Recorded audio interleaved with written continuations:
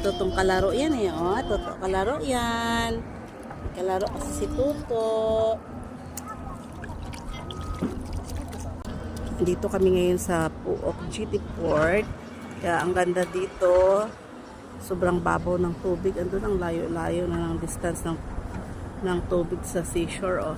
Kasi yung seashore dito, tapos nandun, yung sa may mga puno na yan dati dyan. Yung seashore. Oh. Ngayon, ang layo-layo na. Ayan na siya. Andun na. Andun na siya. Sobrang layo na siya.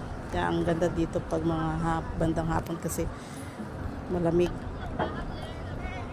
Sarap maligo. Ganda dito yung mga bata maglaro-laro.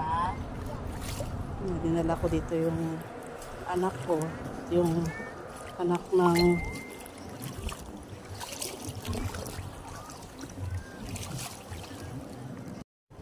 wow!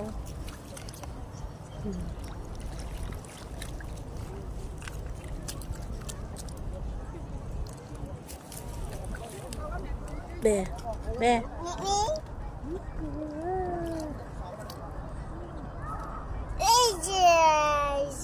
What's that? Excavator.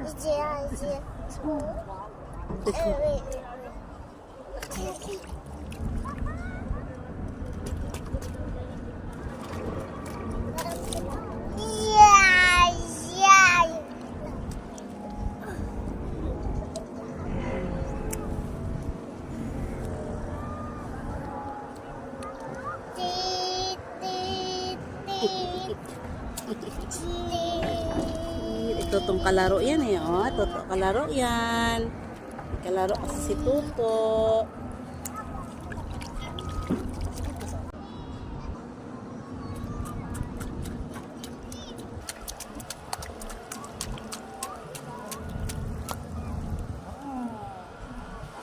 Ito be?